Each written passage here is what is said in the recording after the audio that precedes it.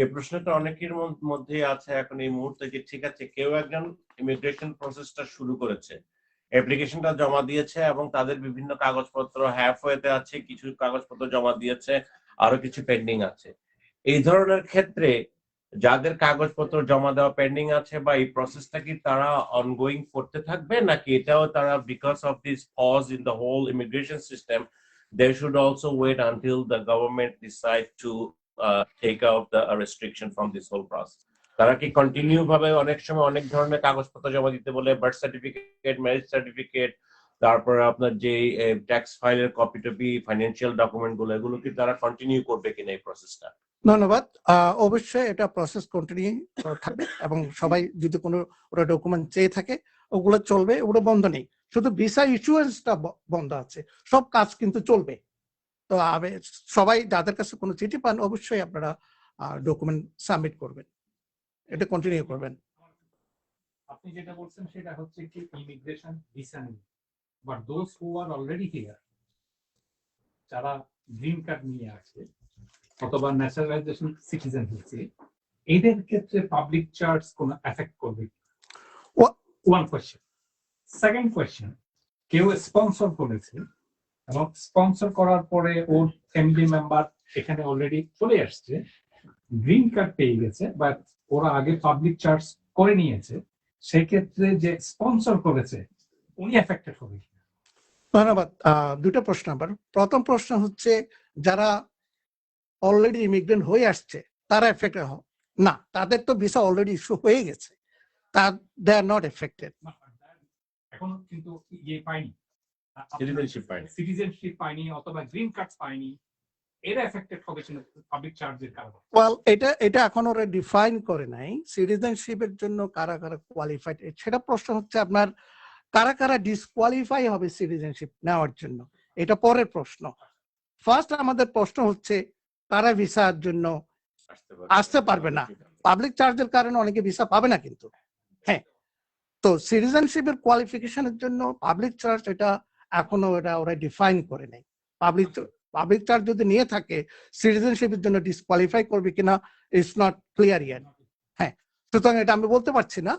আর second প্রশ্ন হচ্ছে যারা স্পন্সর, জি, তো স্পন্সর তো আপনি জানেন যারা স্পন্সর করে, যেমন ধরেন আমি আমার রিলেটিভের জন্য অ্যাপ্লাই করলাম, অ্যাপ্লাই করার পরে আমাকে যখন স্পন্সর দিতে হয় ফর্ম I-864 বলি আমরা, ওটা ইস এ সাইন করি। সাইন মানে is agreement, is agreement between petitioner and US government. এটা আগে থেকেও ছিল, এখনো আছে। এটা মানে এগ্রিমেন্ট করছেন আপনি, you are responsible as a sponsor.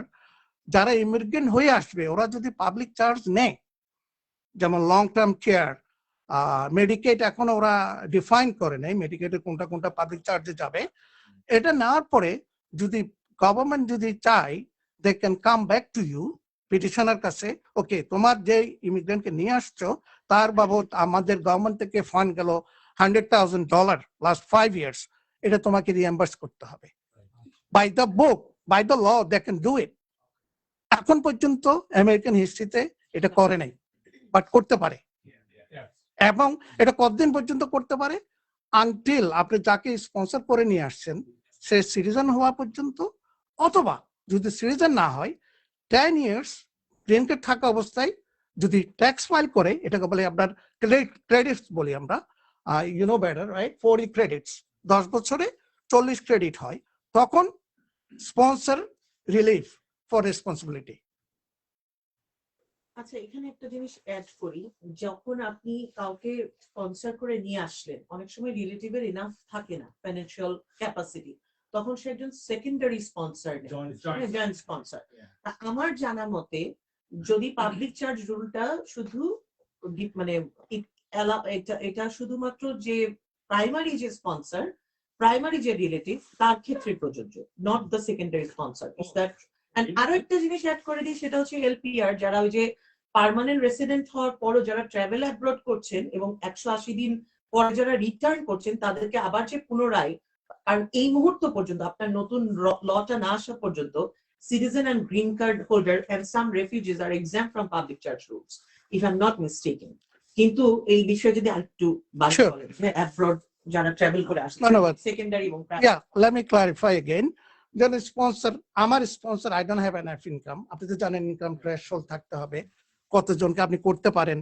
তো আমার যদি ইনকাম কোয়ালিফাই না হয়, আপনি হাউসহোল্ড মেম্বারকে নিতে পারেন, আপনার স্পাউসকে নিতে পারেন, আপনার সানকে নিতে পারেন, একই হাউসে যদি থাকেন। ওটার জন্য আমার 864A। সো ওরাও কি সাইন করছে কিন্তু। So they are equally responsible by law. এখন তাদের এরপরও যদি না হয়, আপনি একজন জয়েন্ট স্পন্সরকে নিতে পারেন, ফ্রেন্ডকে নিতে পারেন, ফ্রেন্ডস এন্ড ফ্যামিলি যা হোক, আপনার অন্য জনের ফ্রেন্ডও নিতে পারেন।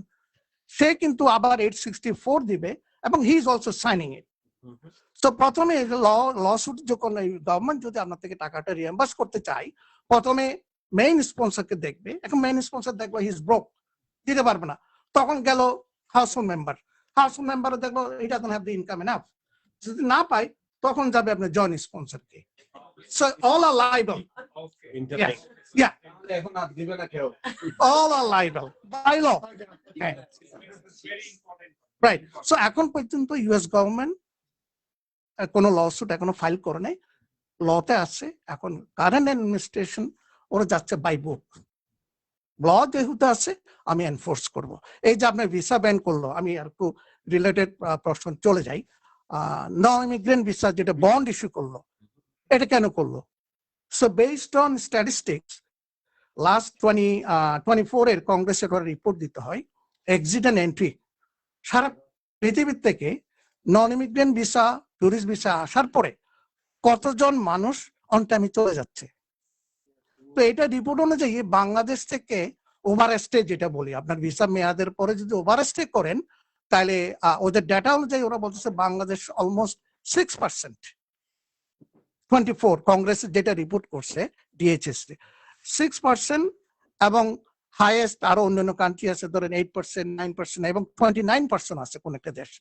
সো এই যে 39 কান্ট্রিজ ভিসা বন্ড দিল, তো বেসড অন স্ট্যাটিস্টিক্স, এটা কি আরবিট্রারি কোনো নাম্বার কোনো বাংলাদেশে ওরা সিঙ্গেল আউট করে নাই। তো সেনেগাল ছিল লোয়েস্ট, সেনেগাল হচ্ছে 4.3% ওভারস্টে রেট, ওদের বন্ড দিতে হচ্ছে।